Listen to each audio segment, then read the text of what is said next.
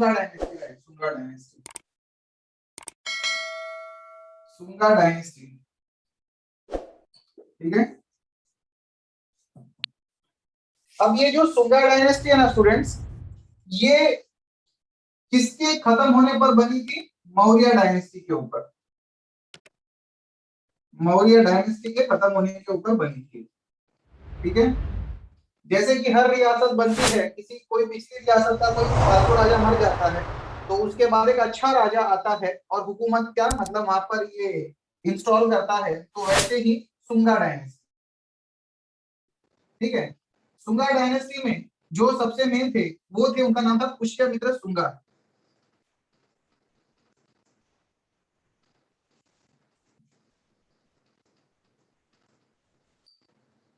पुष्यमित्र सुंग जो थे ना स्टूडेंट्स, ये एक बहुत ही काबिल राजा थे, and he was originally the commander in chief of the Maurya dynasty, but the incompetent king called Brihadat could not do anything for the country, so he took the matter into his own hands. He finished him off and he became the emperor himself. He crowned himself as the first king of the Sunga dynasty, ठीक है, where Pataliputra, Patna, ठीक है। अब क्या हुआ, पुष्यमित्रा जो हैं, इन्होंने जो हिंदुइज्म में जो सबसे मतलब ये जो ब्राह्मणिकल कैरेक्टर है इसको फिर से रिजुविनेट किया। आपने एक बहुत स्पेसिफिक बात नोटिस की होगी, मौर्य डायनेस्टी में अशोक हो गए, चाहे वो चंद्रगुप्त मौर्य हो गए, उन्होंने बहुत ज्यादा ऐसे कुछ यज्ञ वगैरह नहीं करवाए थे, ठीक है। They were more inclined towards Buddhism and Jainism, ठीक है। However Pushyamitra Shunga rejuvenated the Brahmanical character in Hinduism, ठीक है। और इन्होंने बहुत सारे यज्ञ वगैरह करवाए, राजसूय यज्ञ, वाजपेयी यज्ञ, देन दिस अश्वमेध यज्ञ एंड मेनी मोर, ठीक है। इनके टाइम पे आप देखते हैं कि बहुत ज्यादा मतलब जो ये हिंदुइज्म में जो नए नए मतलब जो भी लिटरेचर्स हैं वो सब यहाँ से स्टार्ट हुए लिखा लिखे जाने के। इन्होंने 36 इयर्स तक स्टूडेंट्स रूल किया, 36 इयर्स तक इन्होंने रूल किया। और देखो, मौर्य डायनेस्टी के खत्म होने के बाद देश को ये विदेशी यवन रियासतों से प्रोटेक्ट करने वाला कोई नहीं था, ये यूनानी टाइप के जो भी ग्रीक थे ना उनसे प्रोटेक्ट करने के वाला कोई था नहीं। तो Pushyamitra took the power into his own hands and defeated many of these Greek people, ठीक है। And he forced them to accept domestic religions in India, ठीक है। इनके बाद क्या हुआ, इनके बाद इनके बेटे आए अग्निमित्र, अग्निमित्र, ठीक है।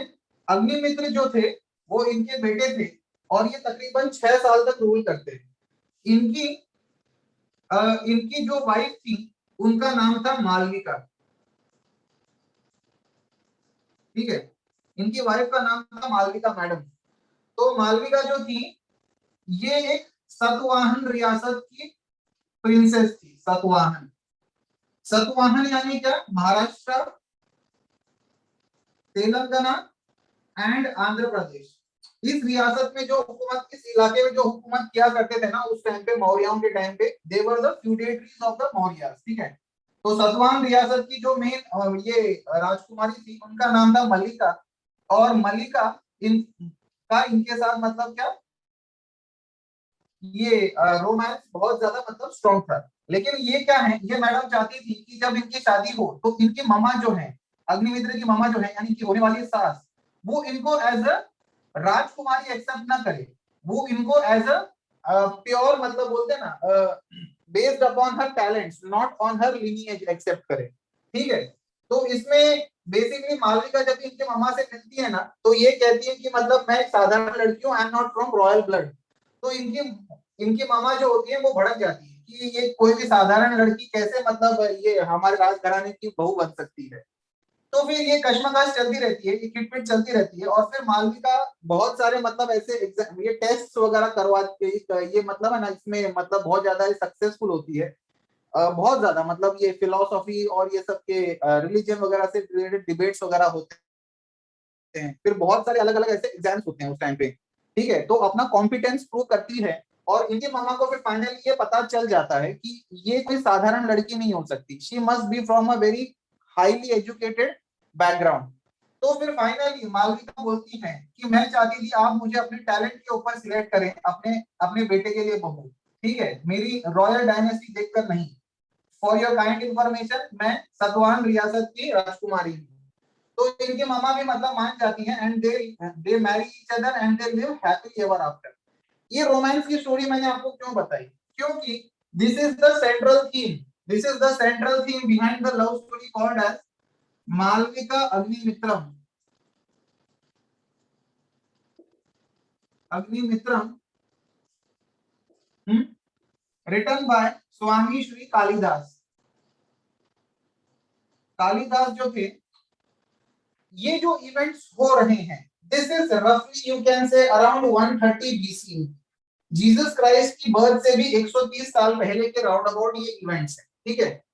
इनके बाद तकरीबन 450 के आसपास, यानी कितना हो गया राउंड अबाउट 450, 550 और 580, 580 साल के बाद एक बहुत बड़े राइटर आते हैं देश में, कालिदास, ठीक है, जिन्होंने वो अभिज्ञानम शकुंतलम सब बुक्स लिखी हैं।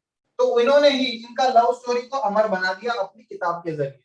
If you find time, do read about it. Malvika Agnimitram.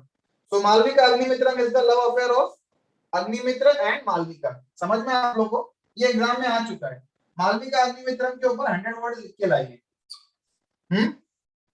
आगे बढ़ते हैं। अग्निमित्र 6 साल तक रूल करते हैं और फिर बाद में विदेशी लोगों के साथ जंग करते करते इनकी मौत हो जाती है। समझ में आप लोग को, आगे बढ़ते हैं, ठीक है। और भी इनके अच्छे खासे राजा आते हैं और ये लोग भी तकरीबन 100 साल रूल करते हैं, ठीक है। फिर बाद में सुंगा डायनेस्टी खत्म हो जाती है और 2 डायनेस्टीज आती हैं, खानवा और आखिरी है चेता डायनेस्टी। चेता डायनेस्टी यानी देशी जो डायनेस्टीज हैं वो चेता डायनेस्टीज और खानवा डायनेस्टी होती है। खानवा इज समवेयर फ्रॉम पाटलिपुत्र, चेता इज फ्रॉम कलिंगा, ओडिशा, ठीक है, कलिंग। खैर मैटर का बात वो नहीं है कि मतलब ये कहते कहते कि सुंगा और खानवा डायनेस्टी के मेन तक, मतलब दमन तक, यानी इनके एंड तक देश में विदेशी, ये जो विदेशी रियासतें हैं, विदेशी ताकतें हैं, ये अपना घर कर लेती हैं and they start ruling India, ठीक है। जो विदेशी डायनेस्टीज थी बेटा, उन्होंने भारत में कम से कम 300 साल हुकूमत की, 300 इयर्स, ठीक है। Now we will learn about them also. We will recap it first. Haryanka dynasty,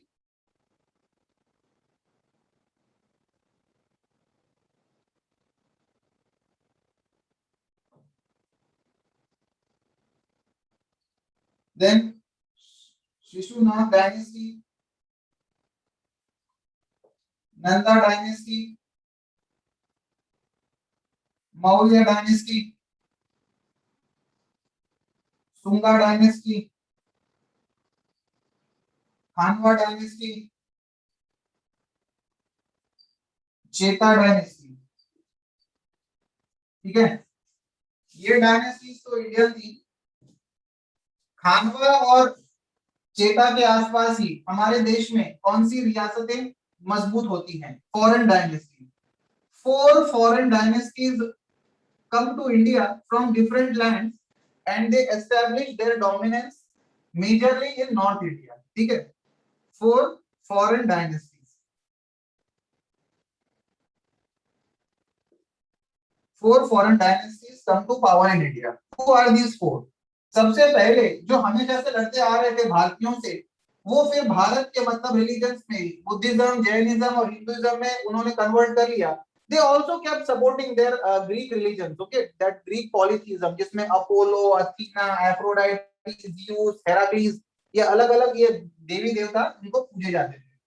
तो ऐसे पहले कौन थे? Indo Greeks. Why are they called Indo Greeks? Because they converted into Indian religion, so they came to be known as Indo Greeks. इन्हीं को यवन कहा जाता था, यवन, ठीक है। दूसरे कौन थे? दूसरे थे साइथियंस, ठीक है, इनको भी इंडो साइथियंस कहा जाता था, ठीक है। तीसरे इंडो पार्थियंस,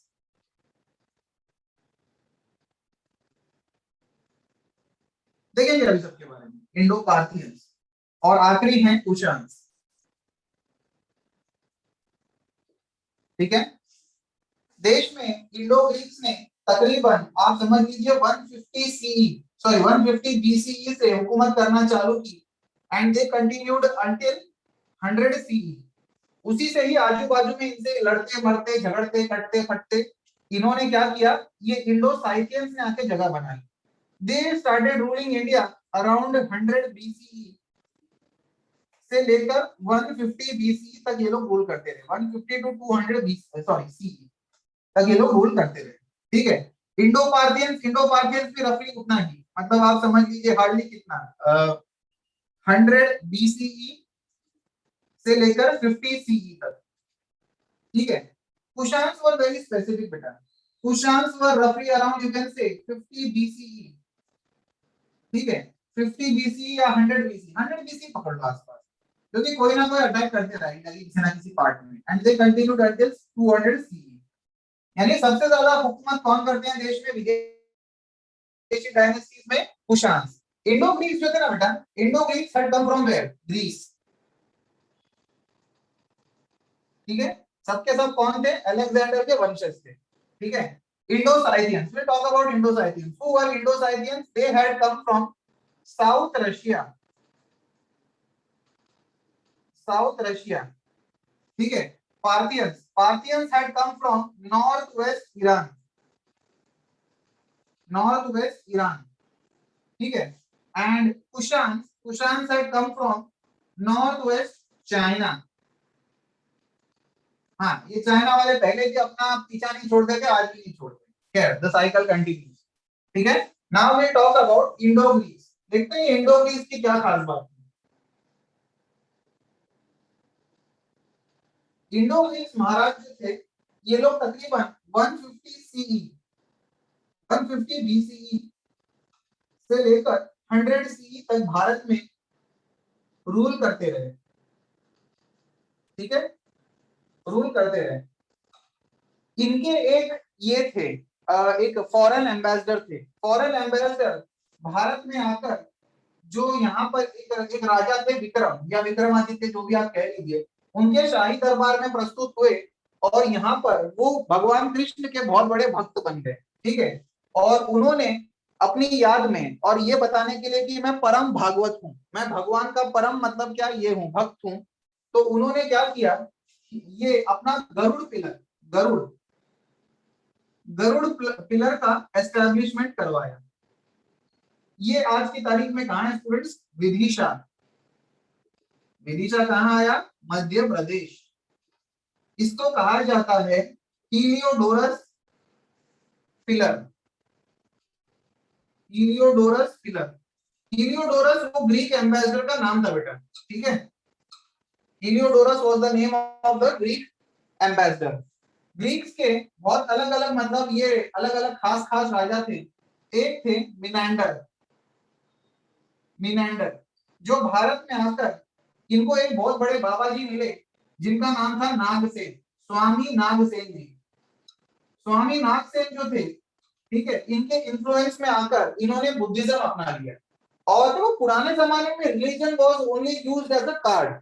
ठीक है, ताकि जनता में अपना एक्सेप्टेंस बढ़ा सके, कोई हार्ड एंड फास्ट रूल नहीं होता था। मिनांडर लोग अपने ग्रीक रिलीजन भी फॉलो करते थे, बुद्धिज्म भी फॉलो करते थे, हिंदुइज्म भी फॉलो करते थे। ये सब कैसे पता चलता है? इनके जो सिक्के हैं ना, उसमें मिनांडर को भगवान शिव का भी अवतार बताया है, भगवान बुद्ध का भी अवतार बताया है, और भगवान हेराक्लीस यानी क्या, हरक्यूलिस, उनका भी मतलब क्या अवतार बताया गया है। तो मिनांडर जो थे, मिनांडर मिनांडर से बन गए मिलिंद। ठीक है, मिलिंद। और नागसेन जी ने एक बहुत ही फेमस किताब लिखी, क्योंकि मिनांडर को बहुत ज्यादा फिलोसॉफिकल डाउट रहते, हमेशा रहते थे अपने अपने अपने ये गुरुजी से। तो बहुत सारे हमेशा ये क्वेश्चन पूछते रहते थे अपने गुरुजी को। तो 40 ऐसे क्वेश्चन और उनके बेहतरीन आंसर का कंपाइलेशन नागसेन जी ने किया। और स्वामी नागसेन जी ने वो सबसे फेमस किताब कौन सी लिखी? मिलिंद पान्हो। मिलिंद पान्हो के ऊपर 100 वर्ड लिख के लाइए, एग्जाम में आता है ये। ठीक है, एक और चीज, स्वामी नागसेन जी के ऊपर भी 100 वर्ड लिख के लाइए, मेनांडर साहब के ऊपर भी 100 वर्ड लिख के लाइए। ठीक है, I am not going to repeat all this and all over again, you got to be very cautious. Heliodorus pillar के ऊपर भी 100 वर्ड लिख के लाइए। ठीक है, आगे बढ़ते हैं। मिनांडर के अलावा और भी इनके बहुत ज्यादा फेमस राजे महाराजा थे। अपोलोडोटस, डेमेट्रियोस, फाइलोजीनोस, और भी ऐसे बहुत सारे राजे महाराजे थे, ठीक है।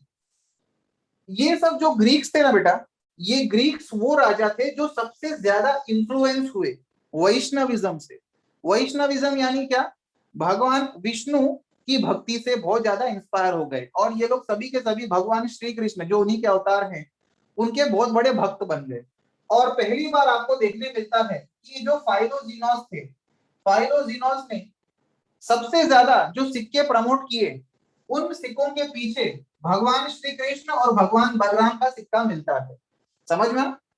तो मैं चाहूंगा कि आप लोग इसके ऊपर बहुत ज्यादा coins of Indo Greeks in India, coins of Indo Greeks, Indo Greeks in India, बहुत ही खूबसूरत कॉइन्स हैं, ठीक है। यहीं से ही कृष्ण भक्ति बहुत ज्यादा प्रमोट होने लगी भारत में। समझ में आप लोग को? Coins of Indo Greeks in India, इसके ऊपर 250 वर्ड लिख के लाइए, ठीक है।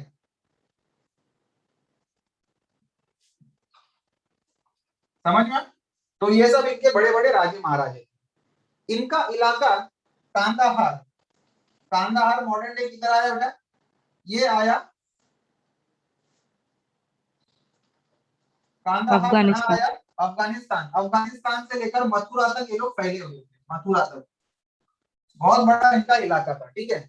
इन्होंने जो स्कल्पचर का, जो मूर्ति कला का जो शैली चालू किया, उस मूर्ति कला की शैली को कहा जाता था Greco Roman, Greco Roman school of sculpture. School यानी टाइप, वो एबीसीडी वाला स्कूल नहीं, स्कूल यानी टाइप ऑफ स्कल्पचर, मूर्ति कला, जिसमें कि व्हाइट सैंडस्टोन का और बहुत ही, जैसे देखो ना ये ग्रीक की जो ये स्टैचूज होती है ना एकदम बहुत ही खूबसूरत सी, तो वो सब इन्होंने चालू किया। समझ में? ग्रेको रोमन स्कूल ऑफ, या फिर इसको कांदाहार या गांधार स्कूल ऑफ ये स्कल्पचर भी कहते हैं, गांधार स्कूल। पुराना नाम क्या था? गांधार। गांधार से कौन थी? गांधारी और शकुनी मामा, ठीक है। तो ग्रीको रोमन या गांधार स्कूल ऑफ ये स्कल्पचर के ऊपर 100 वर्ड्स लिख के लाओ, एग्जाम में ये बहुत आता है, ठीक है। तो इनको धक्का मुक्की करते हुए इंडो ग्रीक्स वगैरह जो भारत में आए, फिर इनको भी, इनके साथ भी जो लड़ाई झगड़े जिसने किए, तो साउथ रशिया से बहुत ही खतरनाक कबीले वाले लोग निकले, और इंडो साइथियंस वो लोग कहलाते थे। अब हम लोग जरा इंडो साइथियंस के बारे में देखें। अब हम लोग बात करेंगे इंडो साइथियंस की। अब हम लोग बात करेंगे इंडो साइथियंस की। ये इंडो साइथियंस कहां से थे? मैंने क्या बताया? साउथ रशिया से। हालांकि कुछ फिलोसोफर्स ये भी कहते हैं कि ये लोग भारत से निकल के साउथ रशिया में बस गए और फिर वापस से यहाँ पर आ गए। क्या बोलने के लिए बहुत कुछ हो सकता है, ठीक है। इनको साइथियंस क्यों बोला जाता था? ये लोग बहुत लंबे लंबे वेपन्स इस्तेमाल करते थे, जैसे वो ग्रीम रीपर का होता ना, मौत के फरिश्ते, वैसे ऐसे। तो एक अगर सोल्जर ऐसा है तो लंबे लंबे मतलब साइज इस्तेमाल किया करते थे अपने दुश्मनों को मारने के लिए, तो ये बहुत ही खतरनाक थे। तो ये ऐसे वेपन्स इस्तेमाल करते थे, तो इनका नाम क्या पड़ गया ऑटोमेटिकली? इंडो साइथियंस, ठीक है। साइथियंस इनको कहा जाता था। Is it understood? ठीक है। तो ये लोग ने बहुत ज्यादा मात्रा में ये ग्रीक्स को हरा दिया और फिर भारत में आके ये लोग बस गए। इनका एक स्टाइल था, इनका कोई कॉमन मतलब ये नहीं था, इनका कोई कॉमन किंगडम नहीं था। ये लोग क्या है, मोटे मोटे तौर पे 6 किंगडम्स में बट गए थे। कुछ साइथियंस पंजाब में बस गए, कुछ बस गए मुल्तान और सियालकोट में, कुछ बस गए गुजरात में, कुछ बस गए मथुरा में, कुछ बस गए हरियाणा में, और कुछ बस गए कश्मीर और दूसरे इलाकों में, ठीक है। तो बेसिकली ये एक एक जो एक एम्पायर था वो 6 किंगडम्स में बटा हुआ था। तो ये एक एक किंगडम का बेसिकली एक एक प्रोविंस था, यानी एक राज्य था। इन राज्यों को क्या कहा जाता था? सैट्रैप्स, सैट्रैप्स। तो इसीलिए इस रियासत को क्षत्रप रियासत भी कहा जाता था, क्षत्रप, ठीक है। सैट्रैप या क्षत्रप मींस व्हाट? प्रोविंस। ये प्रोविंशियल गवर्नरशिप यानी काफी डिसेंट्रलाइज्ड सिस्टम ऑफ रूलरशिप इनका हुआ करता था। तो जब मैं बात करूं क्षत्रप रियासत, तो क्षत्रप रियासत मतलब क्या है? क्षत्रप रियासत का मतलब ये भी है, क्या बोलते हैं इसको? इंडो साइथियंस। समझ में? इंडो साइथियंस हमारे देश में ये लोग बहुत ज्यादा मतलब हिंदुइज्म से इतने ज्यादा इंस्पायर हो गए कि इन्होंने प्योर संस्कृत इस्तेमाल करना चालू कर दिया। प्योर संस्कृत इन्होंने इस्तेमाल करना चालू कर दिया, समझ में। और इनके बहुत बड़े राजा थे जिनका नाम था रुद्रदमन।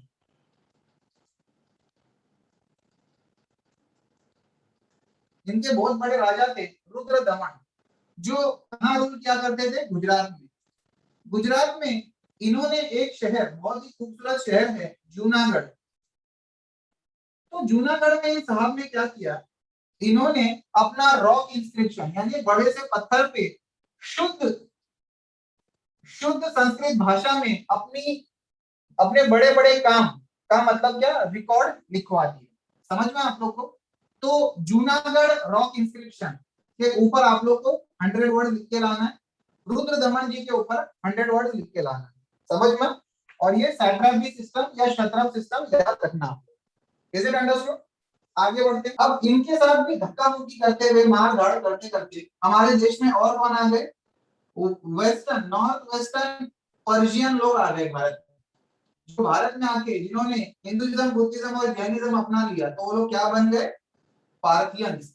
अब ये नाम पार्थियन आता कहां से? देखो ईरान, अगर आप मैप में देखोगे ना, इतना बड़ा ईरान नजर आता है, ठीक है, और नीचे क्या आता है? Persian gulf.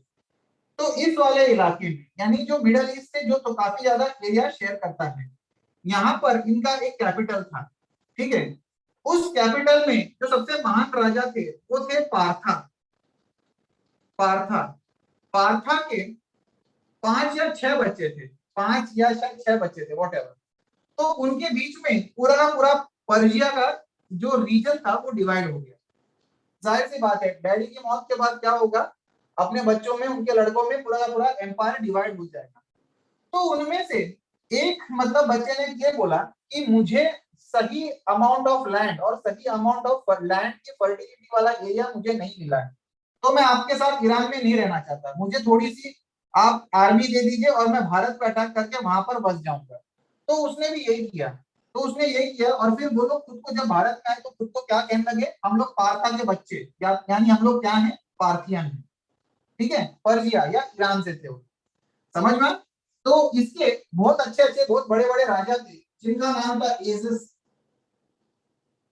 जिनका नाम था माओइस। सर वो मैप वाला पार्ट वापस समझा सकते हो? मैप देखना, मैप अपने ना कंप्यूटर में ये वर्ल्ड मैप है आप लोग के दीवार पे। अ, एटलस है, एटलस। हाँ हाँ। एटलस है ना, देखो ना, इंडिया इंडिया इंडिया ऐसा है, बराबर। इंडिया ऐसा है ना, ठीक है, इंडिया ऐसा सब लोग मानते हो, एटलीस्ट मैं तो मानता हूँ, ठीक है। और ये है पाकिस्तान, समझ में आया? और इधर इधर आता है ईरान और ऊपर आता है अफगानिस्तान, समझ में आया क्या?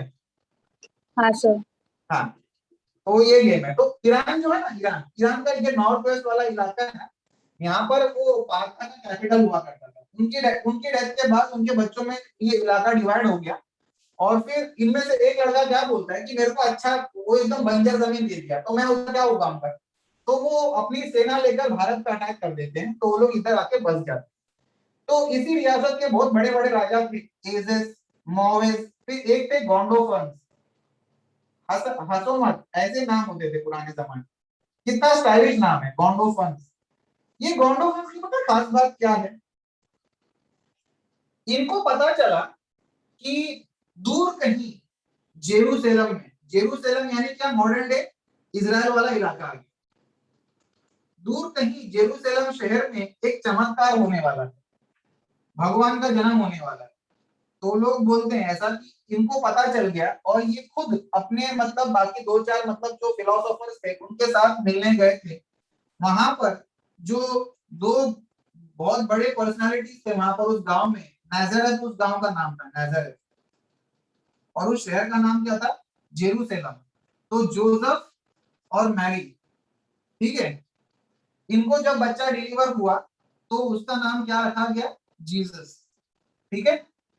तो ऐसा कहा जाता है गोंडोफांस जो थे ना, वो जीसस क्राइस्ट का मतलब ये बोलते हैं ना चाइल्ड बर्थ ऑब्जर्व करने गए थे। अब इस बात में कितनी सच्चाई है एग्जैक्टली पता नहीं, लेकिन लोग बोलते हैं ऐसा, ठीक है, कि इंडो पार्थियन रियासत के टाइम पे ही मतलब क्या जीसस क्राइस्ट का बर्थ हुआ था। ये लोग इंडिया में थे और वो ये लोग सब किधर थे, ये लोग सब जेरूसलम में थे।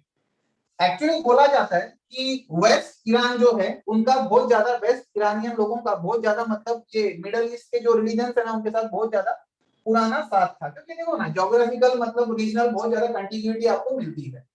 इसीलिए ऐसा कहा जाता है कि जब जीसस की डेथ हुई, ठीक है, तो उनके 20-30 साल के बाद उनके मतलब एक बहुत बड़े फिलोसोफर थे, शिष्य, अपोस्टल जिन्हें कहते हैं, जीसस के 12 अपोस्टल थे। अपोस्टल यानी क्या, डायरेक्ट शिष्य। तो 12 अपोस्टल में से एक साहब थे जिनका नाम था सेंट थॉमस। तो सेंट थॉमस क्रिश्चियनिटी का प्रचार करने के लिए भारत में आए, ठीक है।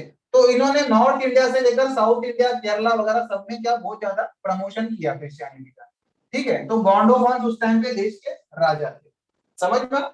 ये जो रियासत है ना, इसकी जो कॉइन्स है ना बहुत ही खराब क्वालिटी के मिले, मिक्सचर और एकदम फालतू साइज के, मतलब एकदम शेप एंड साइज के। इससे क्या पता चलता है कि इस रियासत में इकोनॉमिक प्रॉब्लम काफी ज्यादा देखने को मिलती है। समझ में आप लोग को, आगे बढ़ते हैं, ठीक है। चलो इंडो पार्थियन खत्म हो गए और उसके बाद एक खतरनाक रियासत आई, कुषाण। ये कुषाण वाले जो लोग थे, ठीक है, ये थे चाइना से, ठीक है, चाइना से, ठीक है।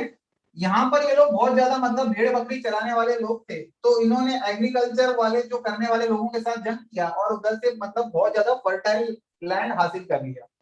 तो भी इनको मैक्सिमम एक्सपांशन करना था, तो चाइना के रास्ते से होते हुए ये लोग हिंदू कुश, काराकोरम वगैरह पास किया और कश्मीर से होते हुए भारत की ओर आ गए। कहा जाता है कि इन्होंने जो एंशिएंट सिल्क रूट था ना, ancient silk route, ancient silk route जो भारत और चाइना से निकलकर यूरोप पहुंचाया जाता था, कि बेशकीमती जो भी हीरे मोती नगीने सिल्क स्पाइसेस वगैरह हैं जो इंडिया और चाइना से निकल के यूरोप में जाया जाता था, ठीक है। तो इस एंशिएंट सिल्क रूट 200 वर्ड्स, ठीक है। तो ये सिल्क रूट का मतलब क्या है, पूरे के पूरे एशियन कॉन्टिनेंट में एक लॉन्ग नेटवर्क था रोड्स और ये सब का, ताकि ये सब सारा माल सामान इंपोर्ट एक्सपोर्ट के लिए कायम किया जा सके। तो कुषाण लोगों ने क्या किया, पूरे के पूरे सिल्क रूट पे कब्जा कर लिया। तो जो भी मतलब ये मर्चेंट लोग जाते थे तो उनको टैक्स देना पड़ता था, टोल नाके पे टैक्स देना पड़ता था। तो ऐसा टोल नाके का जो टैक्स इन्होंने बहुत कमाया और दुनिया के सबसे अमीर रियासत बन गए, बहुत अमीर बन गए, इसलिए पैसे वाले भी हो गए। और पैसा होने के बाद इन्होंने क्या किया, इन्होंने एक्सपांड करना चालू किया। अपने पीक पे इनका इनका जो एम्पायर था वो टर्की के आजू बाजू में, पता है ये एक कैस्पियन सी है, कैस्पियन सी, कैस्पियन सी से लेकर इनकी हुकूमत आ गई थी झारखंड तक, इतना बड़ा इलाका है। हाँ, मध्य प्रदेश, हरियाणा, वेस्ट यूपी और झारखंड तक इन्होंने अपना कब्जा जमा लिया था। तो बहुत बड़ी रियासत थी, बहुत बड़ी, ठीक है। इनके जो महान राजा थे उनका नाम था कैडफाइसिस, बहुत ही स्टाइलिश नाम है, ठीक है।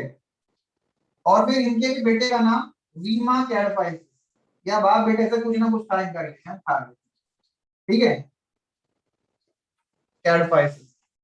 अब ये जो लोग थे ना, इनके शाही घराने में इनका कोई तो कजिन का लड़का था जिसको राजा बनना था, लेकिन ये लोग अपने इनकॉम्पिटेंट बेटे को राजा बनाना चाहते थे।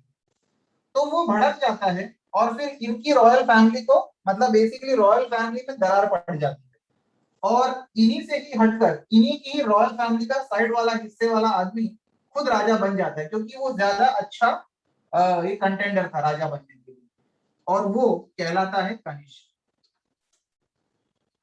महाराज कनिष्क, ठीक है। ये सब बोलने के लिए सब इंडियन नेम्स इसलिए हैं क्योंकि इन्होंने सब लोग ने इंडियन रिलीजन अपना लिए और इंडियन नाम ले लिया, समझ में आप लोग को। एक और चीज, इनके जो गोल्ड कॉइन्स थे ना स्टूडेंट्स, गोल्ड कॉइन्स, इनके गोल्ड कॉइन्स बहुत ही ज्यादा हाई क्वालिटी माने जाते हैं। उसमें ऑलमोस्ट 18 से लेकर 22% मतलब कैरेट का गोल्ड इस्तेमाल होता है। बाकी सब में इतना आपको हाई क्वालिटी गोल्ड कंटेंट नहीं मिलेगा। इसके अलावा इन्होंने बुद्धिस्ट काउंसिल्स का मतलब क्या ये निर्माण किया। 4 बुद्धिस्ट काउंसिल्स हो चुकी हैं, 4 बुद्धिस्ट काउंसिल्स हो चुकी हैं, सभी के ऊपर 100 वर्ड्स ईच।